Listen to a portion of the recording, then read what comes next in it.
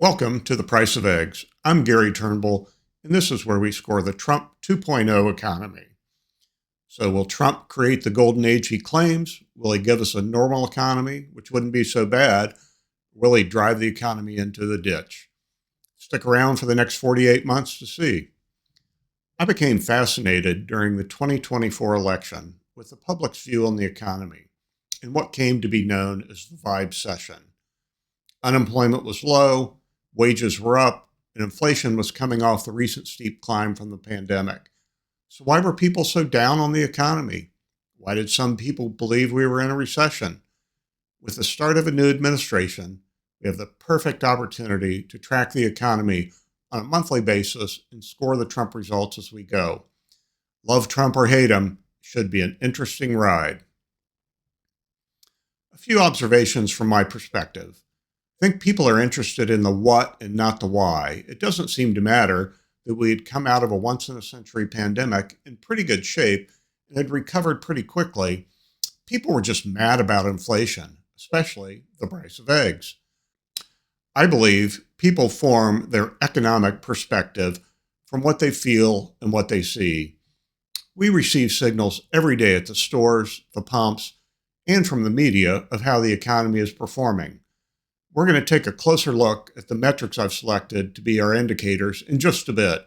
I think James Carville's It's the Economy, Stupid was absolutely brilliant and really may be the single most important factor in national elections.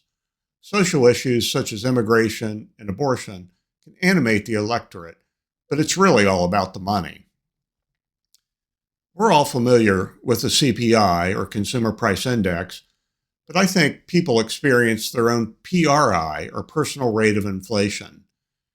This is something we're going to dig into a little more down the road, but our personal economy is determined by many factors, such as income level, wealth, and stage of life.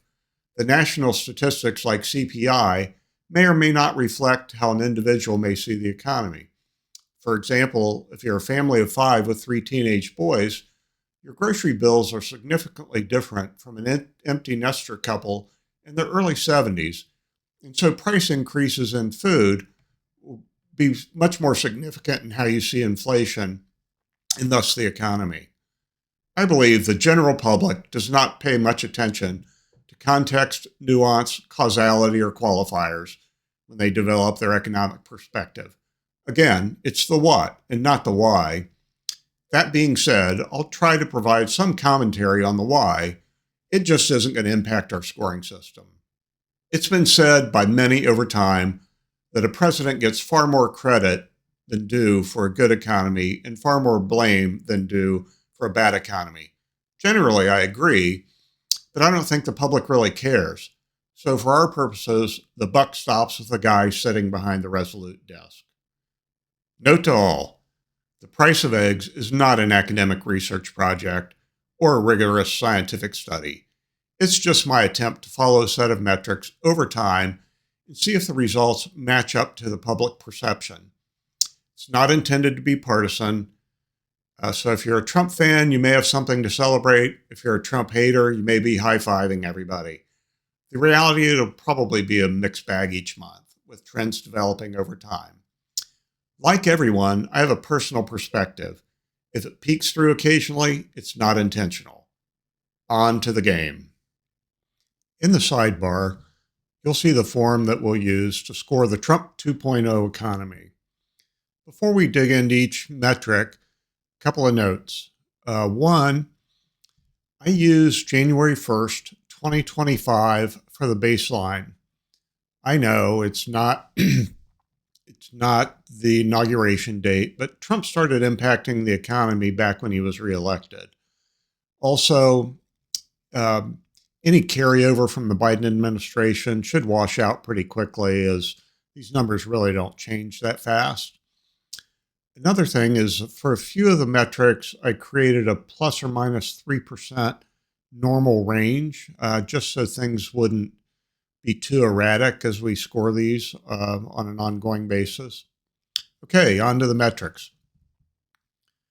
The first metric is, well, the price of eggs.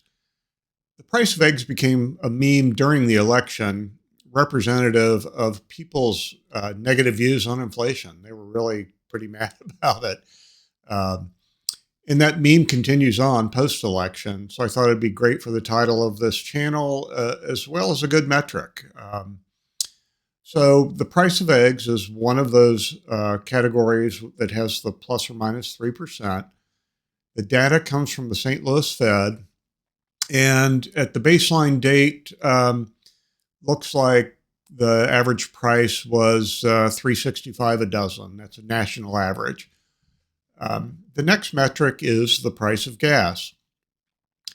There's probably no single item that people peg to the economy as the price of gas.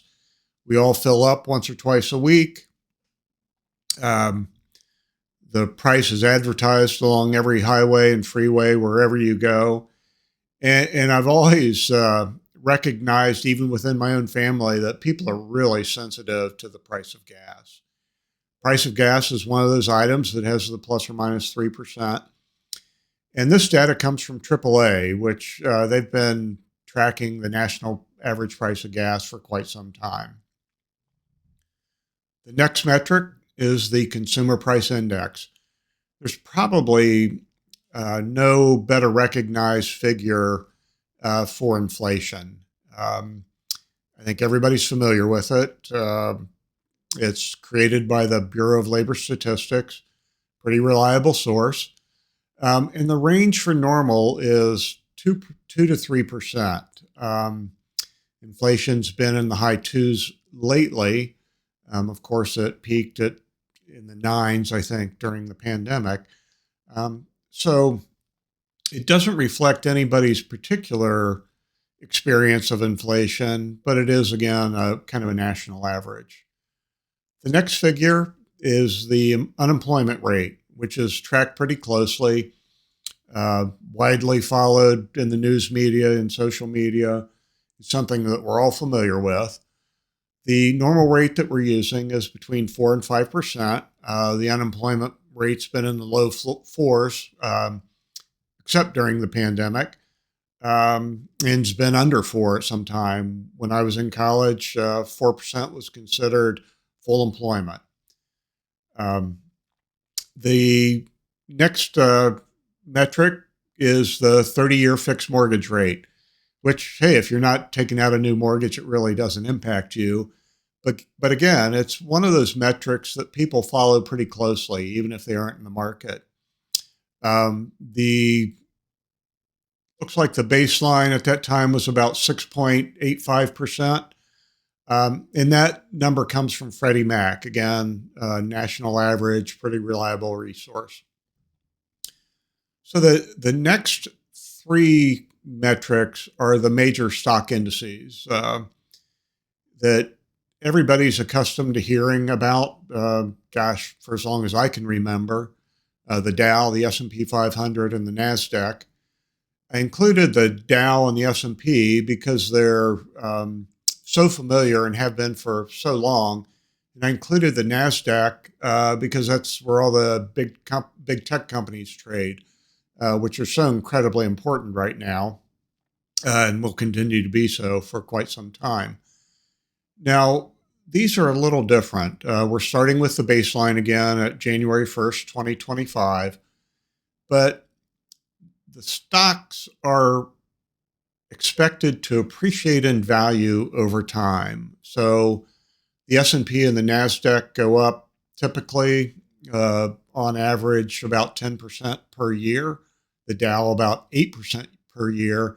And those are based on decades-long historical averages. So in the case of the Dow and the S&P, about 50 years. In the case of the NASDAQ, about 45 years.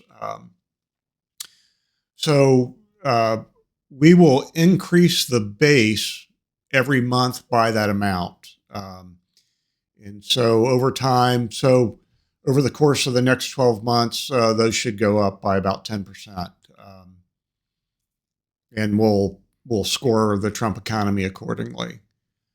The next metric is Bitcoin. I originally didn't think about including it, but somebody mentioned it to me, and I thought, we really should, because that's been that's become such a huge part of the zeitgeist of the economy. Everybody's paying attention to Bitcoin. Some people are investing in it. Some large companies are interested in it. Some banks are investing in it. So I thought it'd be a good metric to follow over time. Unlike some of the other metrics, that really does swing in price quite a bit. So that'll be really fun to follow. The last metric is GDP growth, which in a lot of ways is maybe not from people's perspective, but ultimately is how we measure the health of our economy over time. The normal range that we're going to use for GDP growth is 1.6 to 3.0%. That's considered a normal over a pretty long period of time. And so we'll see how growth goes over the next few years. So here's how we're going to score the Trump economy over the next 48 months. In the sidebar, you can see that each metric is worth either negative 10 points for a loss, 0 points for an average or normal result, and plus 10 points for a win. The caveat is GDP growth, which is released quarterly, which will be worth 30 points per quarter, of course, averaging out to 10 points per month. The reason for the 0 normal result is, hey, if the best you can do is an average economy, then you don't deserve any plaudits or condemnation. So it's a very neutral result, if you will. It's a tie. At the bottom, you can see the Consumer Sentiment Index, which has been generated by the University of Michigan for over 70 years. We're going to use that to compare to the data above to see if they match up, to see if my theory is correct, that these metrics will actually move or coincide with the Consumer Sentiment Index. So I'm really anxious to see if my theory is correct or not. I hope you'll join me for the next 48 months. I know this is a little nerdy and wonky, but I am who I am. And this is something that I find very interesting. This will all be posted on predictify.net, the app that I'm working on as a prediction app. And you'll be able to see all the historical data for each month as it accumulates over time. I hope you'll join me over the next 48 months tracking the Trump 2.0 economy with the price of eggs on predictify.net.